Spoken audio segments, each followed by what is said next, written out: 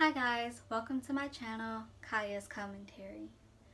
On this channel, I'll pretty much talk about anything that interests me, so from political issues to social issues to fluff, whatever interests me and I feel passionate enough about it to write or script out a video or even do a rant and make a video, that's what I'll be doing on this channel, so hopefully that interests you. Before we begin on today's topic, you can follow me on Instagram at kaya.r.pennington and on Snapchat at queenathena44. Also, don't forget to like and subscribe. So, today I want to address the world of Disney. I am a huge fan of Disney, specifically the Renaissance era, but I'll admit that it has its problems, and we're going to talk about that today. So I really want to talk about why I think the Disney live action remakes are important. I know it's kind of an oldish topic, but not really, since they are still doing it. So recently people have been getting mad or upset or just annoyed with Disney because they've been doing a lot of remakes, like the 2019 Aladdin remake and the 2020 Mulan remake, and what was it, 2017 Dumbo, and I know they're supposed to do a live action remake of The Little Mermaid and I think Hercules, I'm not sure, but the argument is that, just leave things alone, don't mess up my childhood, not everything needs a remake. I mean, I'd argue that Disney could stand to do a few remakes, and here is why. So, my main points are historical context, diversity and representation, Disney's overall racist past, and just overall enjoyment for a younger, newer generation. So, let's start off with historical context. Let's take the animated version of the Aladdin film. In that cartoon, Jasmine she's wearing a two-piece, more so like a crop top and baggy parachute pants, if you will, and nothing in the middle, and her midsection is showing. Historically, in this time period that is supposed to be set in, and I don't think we actually have a actual time period, but we know it's supposed to be in the older days, Jasmine and most women probably wouldn't be wearing that. She would probably be wearing something that covered her entire body literally from head to toe, because you're not supposed to show your skin like that in this culture. So now in the Aladdin 2019 remake, Jasmine's character is a bit more covered up. Her clothes are not as form-fitting, but they cover most of her body. Now you still can see her midsection, but it's more of like a mesh kind of thing. So there's that. They tried, but I don't think that women in this time period would be wearing anything that showed their skin like that. That's not historically accurate. Again, let's take the Mulan 2020 remake. Though I am not a fan of this remake, and I'll get to that later in another video, I do think that they did a better job, kinda, at saying, what a woman's role was and what a man's role was in that time period. In the animated version of Mulan, they say that you can see that it's sexist and misogynistic times, but they put it in funny songs, and so you listen more to the song and the catchy beat of it rather than the message of it. And hey, maybe that's how it's supposed to be. At least that's how it was when I was watching it as a child, and maybe that's how it's supposed to be, because hey, you're pretty young, so you probably shouldn't have to know that that's what that means. You probably shouldn't know what that really means. And I think that the fact that the animated version was either rated G or rated PG, so you could tell it's really for kids, and the live action is rated PG-13, so for a younger, not a younger, for a older audience, so that I guess it's really important for them to say, hey, women aren't supposed to do this, women aren't supposed to do that, men are supposed to do this, men are supposed to do that. If anything, I think that's really the only thing they focused on in that Mulan remake, and I think that's the only thing they got right. But again, we'll talk about that later in another video. My point here is that I think they did a better job in the Mulan remake that says, hey, you know, women aren't supposed to do this, more so because maybe they don't sing it in a catchy beat, but I still think the music in Mulan is important, but I still think they did a better job at it. Moving on, putting that aside, representation and diversity. Let's go back to the 2019 live action version of Aladdin. This cast was very diverse. You had, I think, the actress who plays Jasmine, she is British, and the actor who plays Aladdin is Egyptian, and the actor who plays Genie is black. So you have a very colorful, diverse cast, which is fine. But here's the thing. This is an Arabian story. So maybe get more people of this descent and ethnic background to play in these roles as opposed to doing that. Now, again, I'm not so upset with the casting of the 2019 version of Aladdin because maybe Disney, and I'm not saying they did, but maybe they decided that they were going to do a colorblind cast in which, you know, this is just how it is and no one questions it. Which is fine, but even if they did that colorblind casting, I still think there's subliminal messaging in it. This is just my opinion, but I think, you know, you have the genie played by Will Smith, a black guy, wanting to be freed from servitude, and the only way he can be freed from servitude is if his lighter-skinned master frees him. Come on now. I think that's subliminal messaging, but that's just me. I could be totally wrong.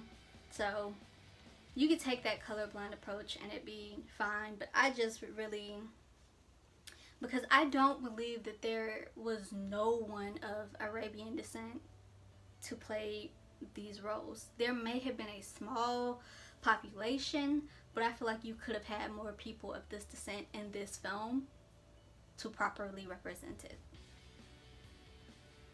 Same thing with Mulan, though I think they did do a better job at it. Just get more people of, you know, that descent to play these characters, and I think they did. I know there's supposed to be a Hercules, I think there's supposed to be a Hercules remake. For one, stick to the story of that, and maybe that goes back to historical context, but stick to the story of that, because Disney's Hercules is nothing like the myth of Hercules. And yeah, it's a myth, we don't know if it actually happened, but since you actually have a story to that, kind of stick more to that story, because Disney's Hercules is a whole other thing. That is nowhere near the mythology of Hercules. So, but anyway, try to get people of that descent, of Greek descent or nationality to play these roles, and also try to get people that are, you know, age appropriate to play these roles. Don't get a 30-year-old Greek actor to play a 16-year-old because that was the only person y'all thought y'all could find. Make it make sense, make it be appropriate. So, there's that.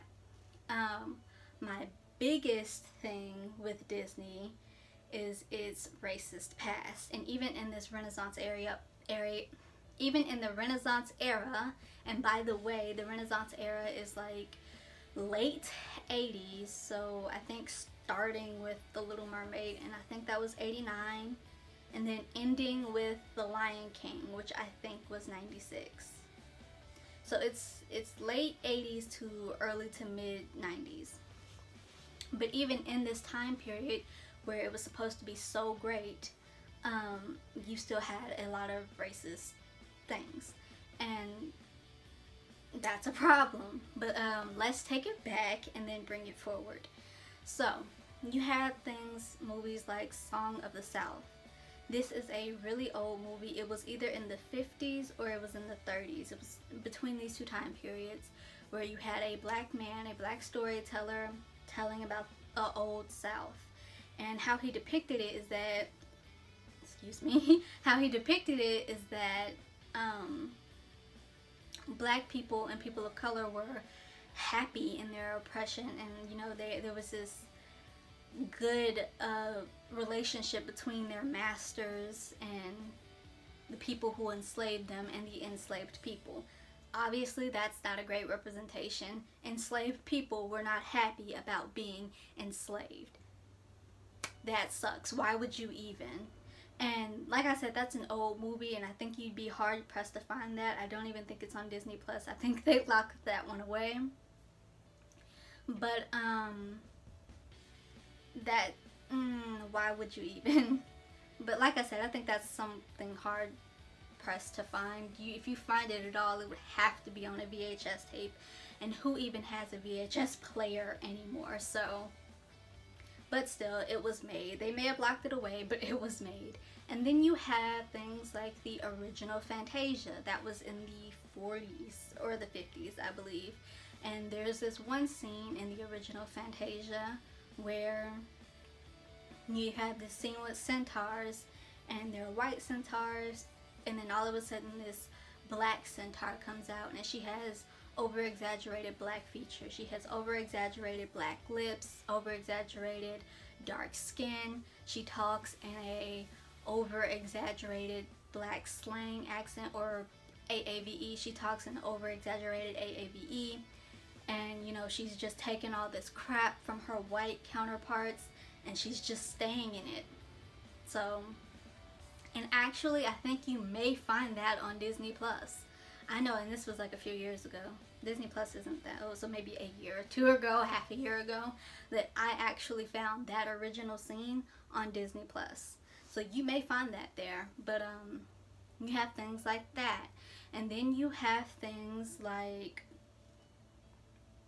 you have movies like The Jungle Book. And people's issue with The Jungle Book is that, so the apes in The Jungle Book, they were supposed to be inspired by actual jazz people of that era. So Louis Armstrong, the black trumpet player, was an inspiration for maybe Lou, the ape Lou, if that was his name. But you had different black musicians of that time period in that era be, you know, the basis for these apes, which was something that, you know, black people were called in racist times and are still called today by racist people. And then there's the fact that these apes talked and they sang in like jazz tunes, and they talked in over exaggerated AAVE, and so that's a problem. That's not okay. And then you have things like the Aristocats. I overemphasize that because I always say that wrong. So you have movies like the Aristocats, which is about an alley cat either falling in love or just overall meeting an aristocratic cat, and she has all white fur, and you know, she's aristocratic and bougie or high maintenance, high society, and you know, this orange alley cat takes her to his side of town. And then there's this one scene where he and his band play this music, and it's jazzy music, and then you have cats that are, you know, they're supposed to be black. It doesn't have black fur, but you know it's supposed to be black because he talks in AAVE and he sings that way. And then you have this Asian descent cat, and he plays the piano with chopsticks, and he has over exaggerated buck teeth and an over exaggerated Asian accent and an over exaggerated Asian eyes, you know. So That's not great representation. That's not what they look like. That's not what they sound like. Why would you even? You have movies like Lady and the Tramp. The Two Cats and Lady and the Tramp. That song, We Are Siamese, If You Please. That's racist. You know, they speak and they sing in over exaggerated Asian accents, and they have the slanted, over exaggerated Asian eyes. And there was a remake of that. That may have been last year. That may have been 2019 or 2018. There was a remake of that, and they were completely removed for obvious reasons, for better reasons. So then you have movies even in the Renaissance era, like The Little Mermaid, where people were upset with The Little Mermaid because the song Under the Sea, the fish that sang in that song, had over-exaggerated black characteristics and over-exaggerated black lips, and they sang in over-exaggerated AAVE accents. And then you have movies like Aladdin. And Aladdin, you know, there was the opening song, Arabian Nights. There was a lyric in the song. It goes, where they cut off your ear if they don't like your face. And so Arabian Americans were like, why would you say that? That's so disturbing. That's not how it is. So Disney heard them and they changed it. But what they changed it was to where it's flat and immense and the heat is intense. It's barbaric, but hey, it's home. Obviously that's a problem, because no, their home isn't barbaric. Just because you don't understand something does not make it barbaric. That is the literal basis for American culture, and I'm so sick of it. And so you have that, and then you also have, I think in the animated version of Aladdin, they had over-exaggerated beards and over-exaggerated Arabian accents that maybe that's not what it represents. And so in the 2019 film of Aladdin, that song wasn't there, or rather that lyric wasn't there. I don't think either one of the lyrics were there, so that's a plus. Then you have things like Pocahontas. I probably shouldn't even get started in on Pocahontas, but I will say people had mixed reviews about Pocahontas because one, when Pocahontas met John Smith, she was probably 10 to 12. She was a child, a small child. There was no romantic love between that. She married a white man who was named John, but it was not John Smith. That is, and that goes back to historical accuracy as well. That is, the whole of Mulan is not, the whole of Pocahontas is not historically accurate. And if Disney were to do a Pocahontas remake, I really kind of hope not, because just let it be, just let that die. It may be better to do a documentary or something instead of, or just to portray her life as an adult marrying this white man, John Smith. Not John Smith, this white man, John, I can't remember his last name, but, and they even tried to do that in the Pocahontas sequel, A New World, I think it was, but that was a straight to DVD release because it was,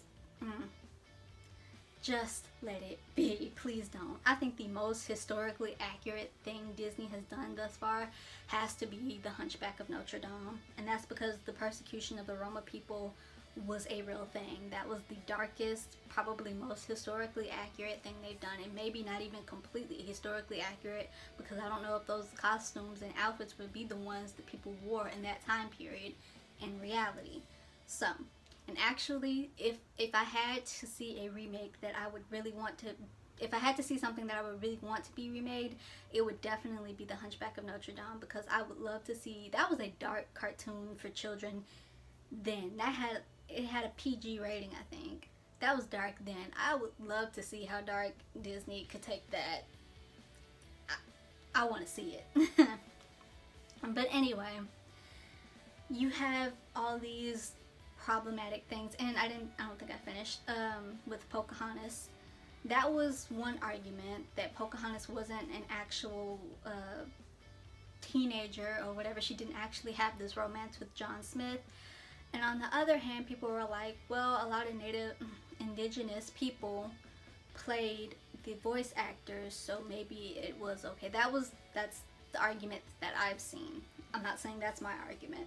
I will keep my opinions outside of that to myself. But Those were the arguments. So all of these could stand to be, say, Pocahontas, because I just don't want to see that. I don't want to. No. I'm not saying Pocahontas, the animated version, is great and the kids need to see it now, but just I would rather have that die than to see Disney try to remake that, because I don't trust Disney like that. I love Disney. No Disney slander, but this is just being honest.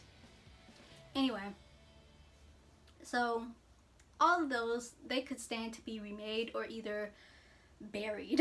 Like, obviously it's important for people to know the history of these kind of things, but for some intense purposes, just learn about them but don't remake them. Just educate but then leave it alone, because I don't see how you could ever remake Songs of the South.